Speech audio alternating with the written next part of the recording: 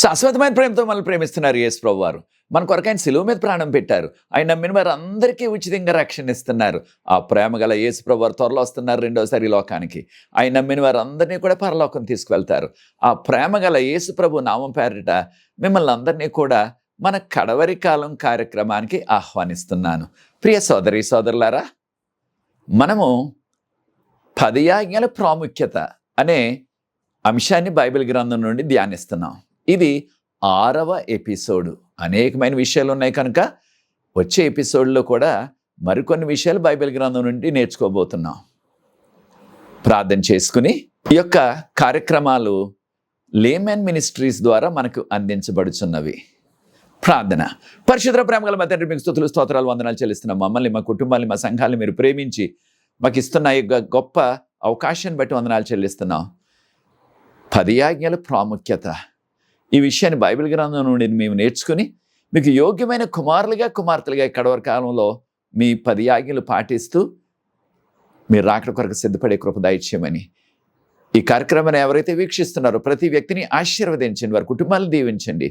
ఎవరైతే పరిచర్య ముందుకు కొనసాగడానికి సహకరిస్తున్నారో వారందరినీ కూడా ప్రత్యేకంగా ఆశీర్వదించవలసిందని, మీరే ఇది కూడా మాతో మాట్లాడమని యేసు ప్రభువు వారి పరిశుద్ధమైన నామమును బట్టి ప్రార్థిస్తున్నాను తండ్రి, ఆమేన్. ప్రియ సోదరి సోదరులారా, ఈ దినాన మనము ఈ యొక్క 6వ ఎపిసోడ్లో మోషే గారు 10 ఆజ్ఞల ఆ 2 రాతి పలకల్ని దేనికి పగలగొట్టేశారు, తర్వాత ఏం జరిగింది అనే విషయాలు మనం నిర్గమకాండం 32వ అధ్యాయం నుండి నేర్చుకోబోతున్నాం. కనుక నిర్గమకాండం 32వ అధ్యాయాన్ని ప్రార్థనాపూర్వకంగా చదవండి. అనేకమైన ఆధ్యాత్మిక విషయాలు మనకున్నాయి. ప్రభువారు అన్నారు, ప్రభువారు మోషే గారితో ఆ సీనాయి పర్వతం మీద అనేక విషయాలు దేవుని యొక్క గుడార మందిరము గురించి వివరిస్తూ, దీన్నే ఇంగ్లీష్లో మనం టెంట్ అంటున్నాం, లేకపోయినట్లయితే శాంక్చరీ, ఎర్త్లీ శాంక్చరీ అంటున్నాం. ఎర్త్లీ శాంక్చరీ దాన్ని ఒక గుడారంగా నిర్మించమన్నారు. కారణం ఏంటి? ఆ టెంట్ అయినట్లయితే ఇంకా వారికి 40 సంవత్సరాల ప్రయాణం ఉన్నది ఆ అరణ్యంలో, కానాను చేరకముందు. కనుక ఒకే చోట స్థిరంగా రాళ్లతో కానీ ఇటుకలతో కానీ కట్టినట్లయితే దాన్ని ఇంకెక్కడికి కూడా తీసుకువెళ్ళలేరు. ఈ విధంగా ఒక టెంట్ లాగా, ఒక గుడారంలాగా దాన్ని నిర్మించినట్లయితే ఎక్కడికైనా సరే దాన్ని మడిచి, అనగా ఇంగ్లీష్లో ఫోల్డ్ చేసి దాన్ని తీసుకువెళ్ళిపోవచ్చు. కనుక ఆ రీతిగా నిర్మించమని ఆ వివరాలన్నీ కూడా ప్రభువు చెప్తున్నారు. 40 దినాలు అయిన తర్వాత అప్పుడు ప్రభువారు మోషే గారికి ఆయన రాసిన 2 రాతి పలకలు 10 ఆజ్ఞల్ని ఆయనకి చేతికిచ్చారు. 10 ఆజ్ఞలు మోషే గారు చేతికిచ్చారు. మోషే గారు ఆ 40 దినాలు సీనాయి పర్వతం మీద ఉన్నప్పుడు మరి ఆ కొండ క్రింద ఉన్నవారు, అంటే ఆ కొండ యొక్క ప్రారంభంలో ఉన్నవారు, వారందరూ కూడా ఇశ్రాయేలీలు. 20 లక్షలకు పైగా ఉన్నారు వారందరూ కూడా. వారందరూ ఏం చేశారు అని ఒకసారి మనం గమనించినట్లయితే, వారందరూ కూడా అహరోను గారి దగ్గరికి వచ్చి, అహరోను గారు మోషే గారు అన్న, వారు అంటున్నారు, అహరోను మోషే పర్వతం మీదకి వెళ్ళాడు, 40 దినాలు అయిపోయింది, ఇంకా తిరిగి రాలేదు. కనుక మరి ఆయనకి ఏమైందో మాకు తెలియదు. ఇంకో మాటలో చెప్పాలంటే చనిపోయి ఉంటాడు, కనుకనే తిరిగి రాలేదు. కనుక మమ్మల్ని ఇక్కడి నుంచి ఆ యొక్క వాగ్దాన భూమికి నడిపించడానికి, కానానికి నడిపించడానికి మాకు దేవుణ్ణి చెయ్యి అంటే విగ్రహాన్ని చెయ్యని కోరారనమాట. అప్పుడు ఈ విషయం మనం నిర్గమకాండం 32వ అధ్యాయం 1వ వచనంలో గమనిస్తున్నాం.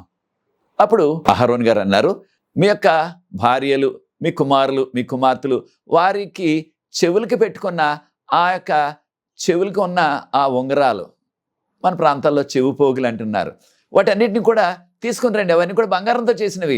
ఆ బంగారంతో మీరు కోరుకున్నట్లుగా ఆ విగ్రహాన్ని చేస్తానన్నారు. వెంటనే ఎప్పుడైతే అహరోన్ గారు ఆ మాట చెప్పారో వెంటనే ప్రజలందరూ కూడా, ఆ స్త్రీలు, వారి పిల్లలు, ఆ స్త్రీలు, వారి కుమారులు, వారి కుమార్తెలు అందరూ కూడా వారి చెవులకున్న ఆ చెవి పోగులు, బంగారంతో చేసినవి, ఆ యొక్క గోల్డెన్ రింగ్స్ అంటున్నాం కదా, ఇయర్ రింగ్స్ అంటున్నాం ఇంగ్లీష్లో, అవన్నీ కూడా తీసేసి ఆయన చేతికి ఇచ్చేశారు. అయితే ప్రియ సోదరి సోదరులారా చూడండి, వారందరూ కూడా వారి కుమారులు కుమార్తెలు వారు కూడా ఈ యొక్క చెవులకి పెట్టేసుకున్నారు. ప్రియ సోదరి సోదరుడా, ప్రభువుని నమ్ముకున్న మనం కూడా వాటికే పెద్ద ప్రాధాన్యత ఇస్తూ ఆ విధంగా రకరకాల బంగారు వస్తువులు పెట్టుకుంటున్నామా? అయితే ఈ యొక్క విషయం మనం జాగ్రత్తగా గమనించాలి. ఈ విషయాన్ని దేవుడు ఒప్పుకోలేదు.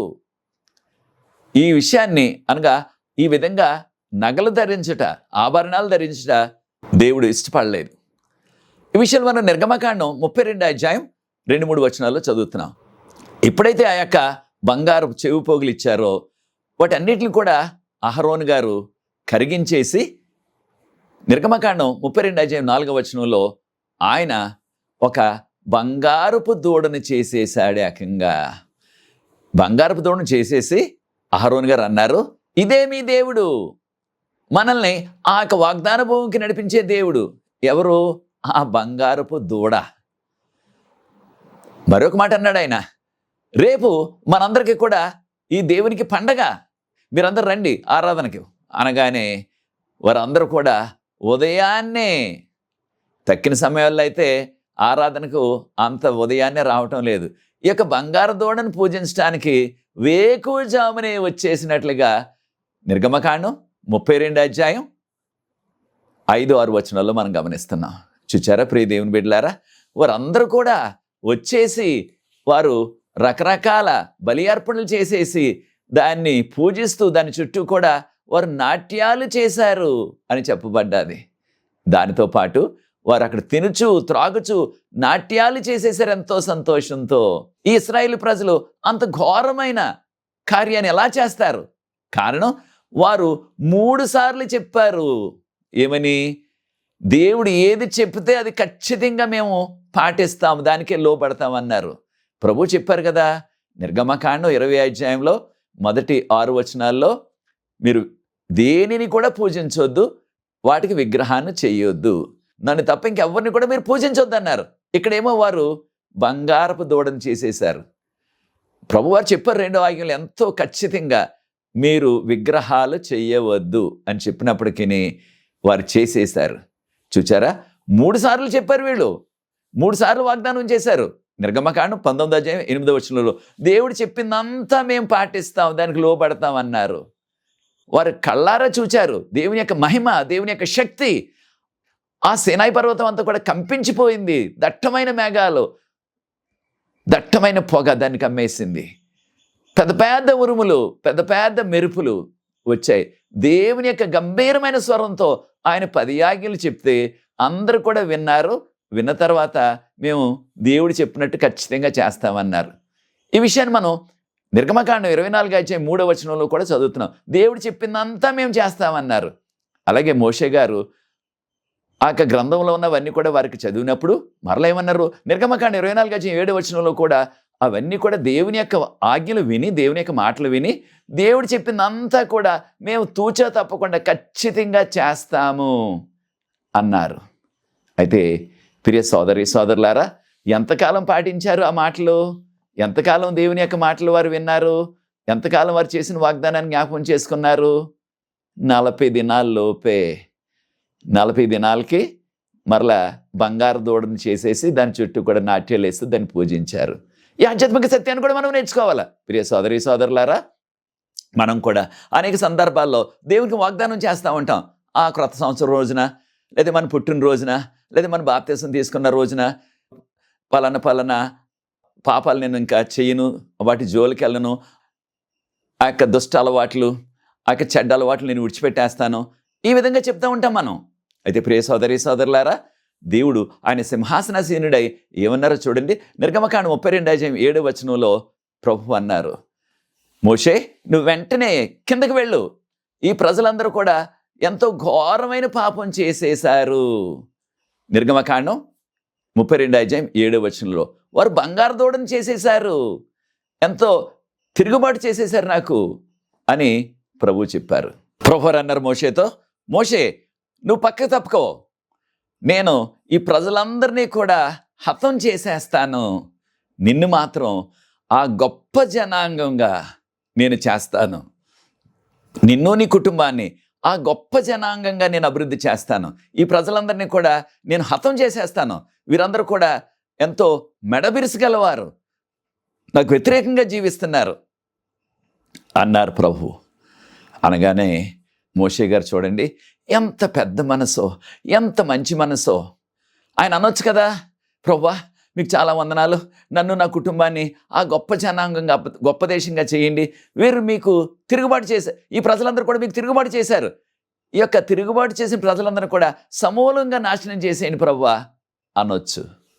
కానీ ఒకవేళ మనమైనట్లయితే దాదాపుగా అలాగే అనేవాళ్ళు. నన్ను నా కుటుంబాన్ని దీవిస్తానన్నారు కదా ప్రభువా, దీవించండి, ఆ గొప్ప జనాంగంగా చేయండి అనొచ్చు. ఆ గొప్ప జనాంగంగా చేయండి అనేవారమేమో.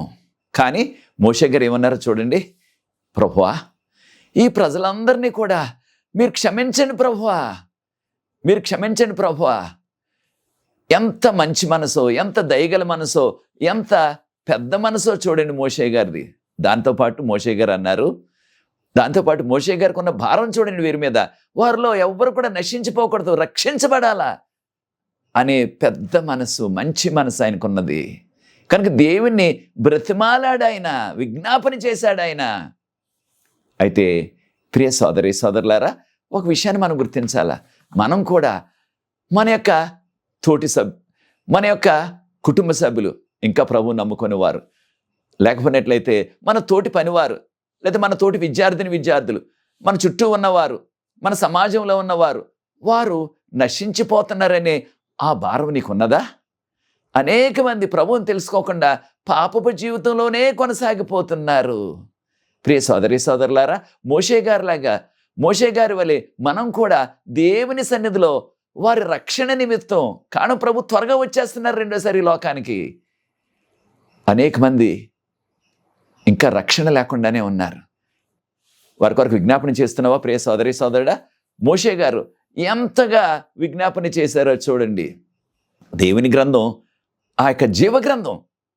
అయితే మోషే గారు ఏ విధంగా దేవుని బ్రతిమాలారో, దేవునికి విజ్ఞాపన చేశారో ఒక్కసారి జ్ఞాపకం చేసుకుందాం, ఒక్కసారి గమనిద్దాం. నిర్గమకాండం 32 వచనంలో మోషే గారు అన్నారు, ప్రభువా ఈ ప్రజలందరినీ నీకు వ్యతిరేకంగా తిరిగారు, బంగారు దూడను చేసేశారు, దాన్ని పూజలు చేస్తున్నారు, వీరందరినీ కూడా మీరు క్షమించండి ప్రభువా. ఒకవేళ మీరు వీరిని క్షమించకపోయినట్లయితే నా పేరును మీ గ్రంథంలో నుంచి తొలగించేయండి ప్రభువా. ఏ గ్రంథం? దేవుని గ్రంథం, జీవ గ్రంథం. ఆ జీవ గ్రంథంలో నుంచి నా పేరు తొలగించేయండి ప్రభువా అంటున్నారు. ఎంతటి సమర్పణ చూడండి ఆయనకి. ఎవరి కొరకు? దేవునికి విరుద్ధంగా తిరుగుబాటు చేసిన ఈ ప్రజలు నశించిపోకూడదు, రక్షించబడాలని ఎంత సమర్పణ. వారిని మీరు క్షమించకపోయినట్లయితే నా పేరును కూడా తీసివేయండి మీ గ్రంథంలో నుంచి. ఒకవేళ ఎవరి పేరైనా సరే జీవ గ్రంథంలో లేకపోయినట్లయితే వారి యొక్క పరిస్థితి ఏమవుతుంది? ప్రకటన గ్రంథం 20:15 వచనంలో ఎవరి పేరైనాను జీవ గ్రంథంలో కనబడకపోయిన ఎడల వారిని అగ్నిగుండంలో వేసేస్తానన్నారు ప్రభు. అగ్ని గంధకాల్లో, దాన్ని మనం నరకం అంటున్నాం. అనగా జీవ గ్రంథంలో ఎవరి పేరు లేకపోయినప్పటికీ వారు నరకపాత్రులు అయిపోతారు. అంటే మోషే గారికి ఎంతటి భారం చూడండి. ఆయన పరలోకాన్ని కూడా పణంగా పెట్టేయటానికి ఎవరి కొరకు? ఈ యొక్క అవిధేయులైన ఇశ్రాయేలీల కొరకు, దేవునికి విరుద్ధంగా తెలిసి కూడా తిరుగుబాటు చేసిన వీరి కొరకు అంత త్యాగం చేశారు ఆయన. అప్పుడు ప్రియ సోదరి సోదరుడా, నీకు కూడా భారం ఉన్నదా? నశించిపోతున్నవారు ఎవరైనా సరే, మనవారు, మన కుటుంబ సభ్యులు, మన బంధువులు, మనకు తెలిసిన వారు ఎవరైనా సరే, అటువంటి భారంతో మనం విజ్ఞాపన చేయాల. ఎప్పుడైతే మోషే గారు ఈ విధంగా విజ్ఞాపన చేశారో ప్రభువారు ఆ యొక్క విజ్ఞాపనను అంగీకరించారు. నిర్గమకాండం 32:14 వచనం గమనించినట్లయితే ప్రభువారు ఆయన యొక్క మనసును మార్చుకున్నారు. దేనికి? వారందరూ కూడా సమూలంగా హతం చేసేయాలన్నారు. ఇశ్రాయేలీలందరినీ కూడా సమూలంగా హతం చేసేయాలన్నది దేవుని యొక్క నిర్ణయం. కానీ మోషే గారు దేవుని బ్రతిమాలి విజ్ఞాపన చేశారు కనుక దేవుడు ఆ యొక్క ఆలోచనను మార్చుకున్నారు.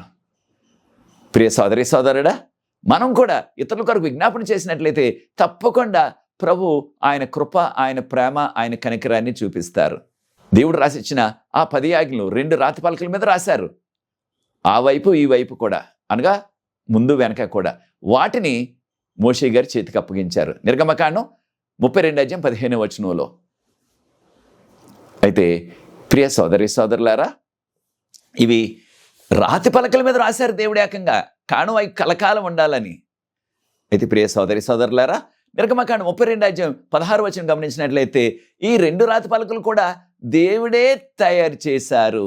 ఆయన సొంత వ్రేలితో రాశారు. ప్రజల యొక్క సొంత భాష హీబ్రూ భాషలో ప్రభువు రాశారు. కనుక ప్రియ సోదరి సోదరులారా, ఈ విషయాన్ని మనం గమనించాలా.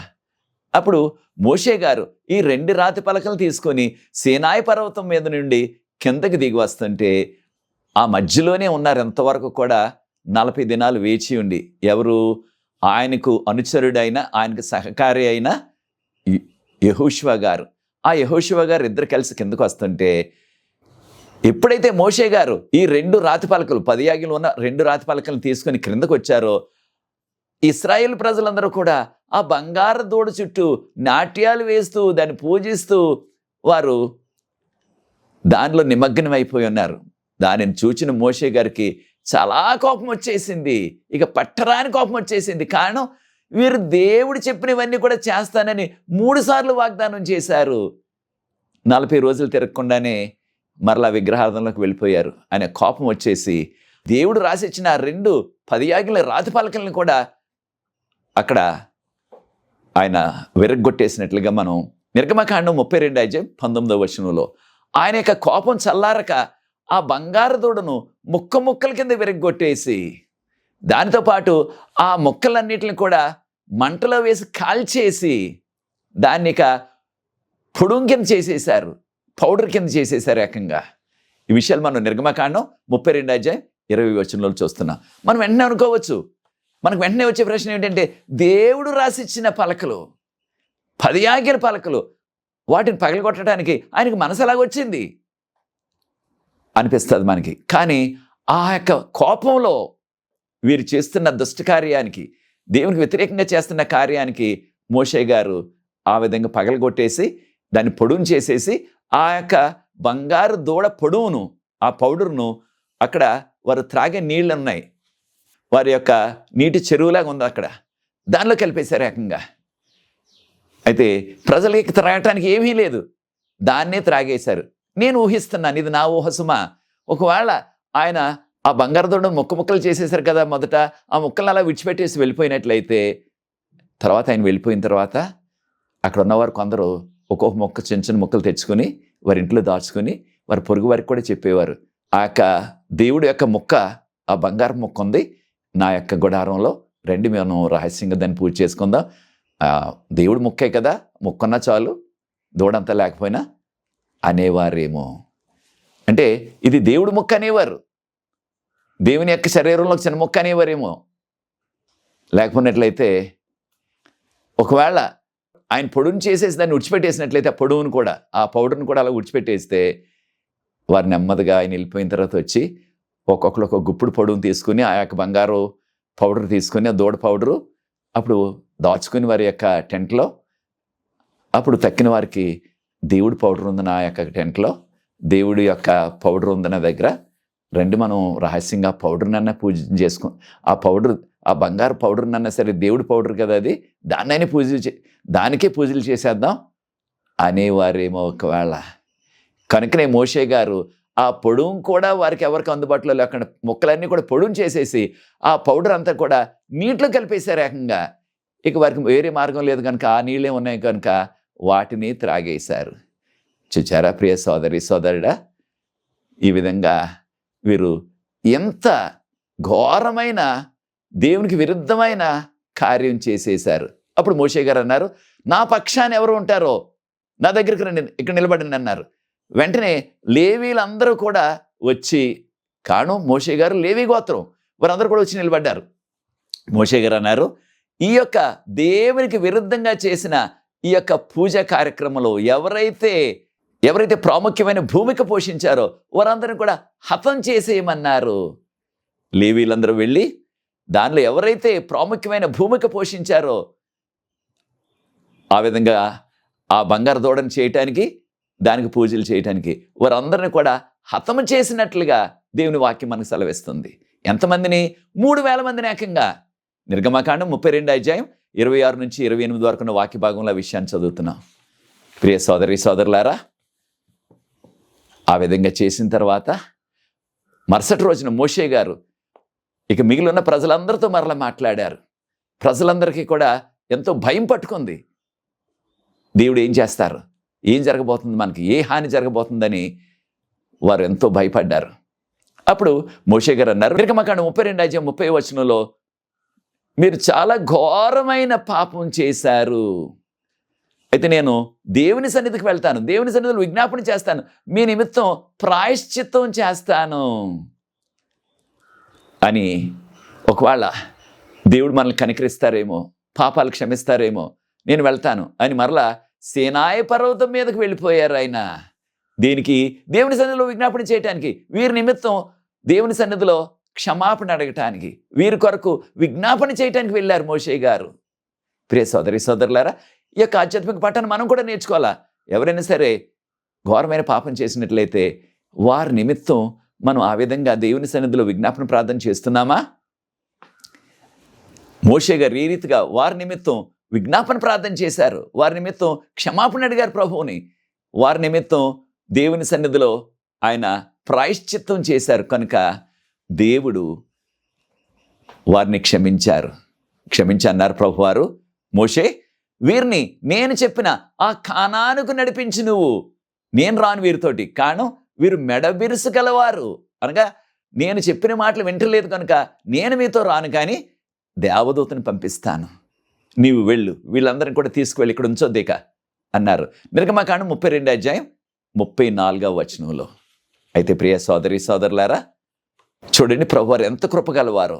వారు అంత బహిరంగంగా దేవునికి విరుద్ధంగా పాపం చేసినప్పటికీ, దేవుని మాటకు లోబడకుండా వారు 3 సార్లు చేసిన వాగ్దానాన్ని వారు తుంగలో తొక్కేసి దేవునికి విరుద్ధంగా ఎటువంటి కార్యం చేసినప్పటికీ దేవుడు క్షమించే దేవుడు. కనుక ప్రియ సోదరి సోదరులారా, మనలో ఏ పాపం ఉన్నప్పటికీ, ఎన్ని పాపాలు ఉన్నప్పటికీ పశ్చాత్తాపడి ప్రభు సన్నిధిలో ఒప్పుకున్నట్లయితే ప్రభు క్షమిస్తారు, ప్రభు మనల్ని దీవిస్తారు. కనుక ఈ ఆధ్యాత్మిక పాఠాన్ని మనందరం కూడా నేర్చుకోవాలి. కనుక ప్రభు వారందరిని కూడా క్షమించారు అన్నారు. మోషే, వీరందరిని కూడా నీవు నడిపించు, ఆ యొక్క వాగ్దాన భూమి, పాలు తేనెలు ప్రవహించే దేశం కానాను దేశానికి మీరందరిని కూడా నడిపించు అన్నారు. అయితే ప్రియ సోదరి సోదరులారా, మోషే గారు ఈ యొక్క 10 ఆజ్ఞల పలకలను విరగ్గొట్టేసినందుకు దేవుడు మోషే గారిని గద్దించలేదు, దూషించలేదు. దేవుడు మోషే గారికి ఏ శిక్ష విధించలేదు. నేను 40 దినాలు నీకు అన్ని వివరాలు చెప్పి 10 ఆజ్ఞలను రాసిస్తే నీవు ఆ 2 రాతి పలకలను ఎందుకు పగలగొట్టావు అని ప్రభువారు మోషేని గద్దించలేదు, ఏ విధమైన శిక్ష ఆయనకి వేయలేదు.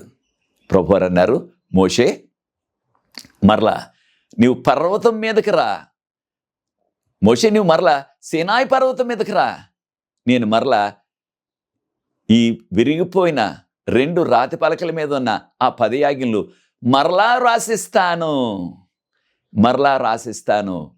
అన్నారు.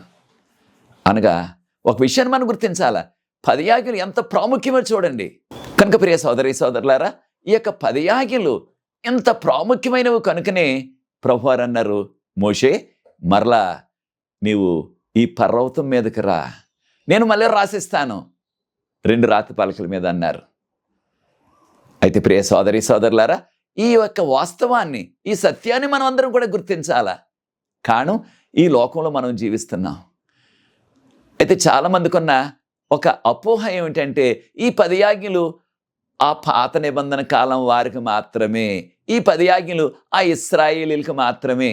వారిని కొన్ని సందర్భాలు మనం యూదులు అంటున్నాం, ఆ యూదులకు మాత్రమే, ఇవి మనకి కాదు, ఇవి ఇప్పుడు అవసరం లేదు, ఈ 10 ఆజ్ఞలు దేవుడు కొట్టివేశారు, సిలువకు కొట్టేశారు అన్నట్టుగా సాకులు చెప్తున్నారు చాలామంది. అది సరికాదు. కారణం ప్రియ సోదరి సోదరులారా, ప్రభు రెండవ రాకడ ఎంతో సమీపంలో ఉన్నది. రెండవ రాకడ ఆయన అతి త్వరగా వస్తున్నారు. ఆయన వచ్చినప్పుడు ఆయన రాకడలో ఎవరు ఎత్తపడతారు? పరిశుద్ధులు మాత్రమే. అయితే ఈ కడవరి కాల సమయంలో, ఈ కడవరి కాల చివరి దినాల్లో మనము పరిశుద్ధులుగా జీవించాలంటే మనం చేయవలసింది ఏమిటి? మనం తప్పకుండా యేసు ప్రభువును రక్షకుడిగా అంగీకరించాలా.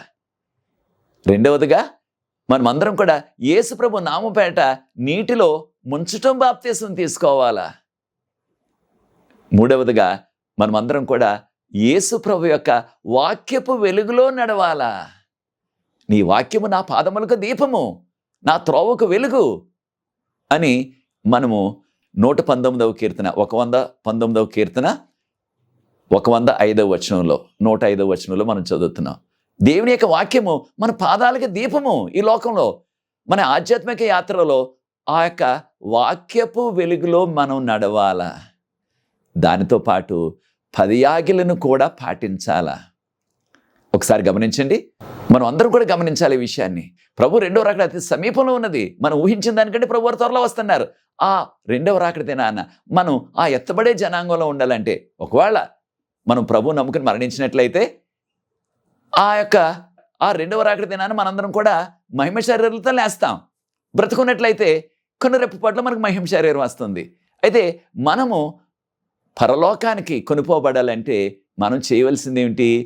ఈ లోకంలో మనం జీవించినంతకాలం కూడా, అనగా మరణం వచ్చే రోజు వరకు, లేకపోయినట్లయితే రెండవ రాకడ దినం వరకు కూడా మనము పరిశుద్ధులుగా జీవించాలా, భక్తులుగా జీవించాలా. అలా జీవించాలంటే గమనించండి, ప్రకటన గ్రంథం 14వ అధ్యాయం 12వ వచనం. ప్రకటన గ్రంథం 14వ అధ్యాయం 12వ వచనంలో, కాగా పరిశుద్ధుల ఓర్పు ఇందులో కనపడును. దీనిలో ఆయన ఆజ్ఞలు కాపాడుచు యేసు ప్రభునందు విశ్వాసం కలిగి ఉన్న పరిశుద్ధులు, అనగా పరిశుద్ధులుగా జీవించినట్లయితే, పరిశుద్ధంగా జీవించినట్లయితే, భక్తులుగా జీవించినట్లయితే, ఇంగ్లీష్లో సెయింట్స్ అన్నారు. Here is the patience of the saints that keep the commandments of God. అనగా పరిశుద్ధుల ఓర్పు. మనం కడవరకాల చివరి దినాల్లో పరిశుద్ధులుగా జీవించాలంటే యేసు ప్రభు నమ్ముకొని, ఆయన నామపేట ముంచిన బాప్తీసం తీసుకుని, ఆయన వాక్య వెలుగులో జీవిస్తూ ఆయన ఆజ్ఞలను కూడా పాటించాలా. అప్పుడు మనం పరిశుద్ధులుగా పరిగణించబడతాం. అప్పుడే ఆ పరిశుద్ధులను ప్రభువారు రెండో రాకడలో ఆయన యొక్క రాజ్యంలోనికి తీసుకువెళ్తారు. కనుక ప్రియ సోదరి సోదరులారా, మనం అందరం కూడా 10 ఆజ్ఞలకు ప్రాధాన్యత ఇద్దాం. 10 ఆజ్ఞలు చాలా ప్రాముఖ్యమైనవి. కనుకనే ప్రభువారు అన్నారు, మోషే నీవు మరలా సీనాయి పర్వతం పైకి రా, నేను మరలా రాసిస్తానన్నారు. కారణం ఈ 10 ఆజ్ఞలు రెండవ రాకడ వరకు కూడా కొనసాగవలసిన, ఈ 10 ఆజ్ఞలు ప్రభు రెండవ రాకడ వరకు కూడా జీవించిన ప్రతి విశ్వాసి కూడా వాటిని అనుసరించాలా, పాటించాలా. కనుకనే రెండవసారి మరలా రాతి పలకల మీద రాసిచ్చారు. అది నీ నిర్ణయం అయినట్లయితే ప్రియ సోదరి సోదరుడా, నీవు నీ కుటుంబము 10 ఆజ్ఞలు పాటిస్తున్నారా? వాటిని యేసుప్రభు రెండవ రాకడ వరకు కూడా మనం అనుసరించి ఆయనకు యోగ్యమైన కుమారులుగా, కుమార్తెలుగా జీవిద్దాం. అది నీ నిర్ణయం అయినట్లయితే నాతో ఏకీవించండి, ప్రార్థించి ఈ యొక్క 6వ ఎపిసోడ్ ముగిస్తాను. అనేక విషయాలు ఉన్నాయి కనుక వచ్చే ఎపిసోడ్లో కూడా మరికొన్ని విషయాలు నేర్చుకోబోతున్నాం. ప్రార్థన. పరిశుద్ధ ప్రేమ గల మా తండ్రి, మీకు స్తుతులు స్తోత్రాలు వందనాలు చెల్లిస్తున్నాం. మమ్మల్ని, మా కుటుంబాన్ని, మా సంఘాలని మీరు ప్రేమించి 10 ఆజ్ఞల యొక్క ప్రాముఖ్యతను నేర్చుకునే కృపను బైబిల్ గ్రంథం నుంచి మాకు నేర్పిస్తున్నారు. వందనాలు చెల్లిస్తున్నాం. దీన్ని వీక్షిస్తున్న ప్రతి వ్యక్తిని ఆశీర్వదించండి, వారి కుటుంబాలను దీవించండి. ఈ పరిచర్య ముందు కొనసాగడానికి ఎవరైతే సహకరిస్తున్నారో ప్రతి వారిని కూడా ప్రత్యేకంగా దీవించవలసిందని యేసు ప్రభువు వారి పరిశుద్ధమైన నామమును బట్టి ప్రార్థిస్తున్నాను తండ్రి, ఆమేన్. ప్రియ సోదరి సోదరులారా, ప్రభు మిమ్మల్ని ప్రేరేపించినట్లయితే పరిచర్య ముందు కొనసాగటానికి మీరు కూడా ఈ పరిచర్యలో పాలుభాగస్తులు అవ్వండి, సహకరించండి. తెర మీద వచ్చే నంబరుకు నన్ను సంప్రదించండి. మీకు ఎటువంటి ప్రార్థన అవసరతలు ఉన్నప్పటికీ తెర మీద వచ్చే నంబర్కు నన్ను సంప్రదించినట్లయితే మనకు ప్రార్థనా బృందం ఉన్నది. ప్రతి సాయంత్రం కూడా విజ్ఞాపన ప్రార్థన చేస్తున్నాం. అనేకమైన జవాబులు ప్రవేశిస్తున్నారు. ఈ అవకాశాన్ని మీరు కూడా సద్వినియోగం చేసుకోండి. వచ్చే ఎపిసోడ్లో 7వ ఎపిసోడ్లో మరలా కలుసుకుందాం. అంతవరకు ప్రభు కృప మనతో ఉండునుగాక. God bless you.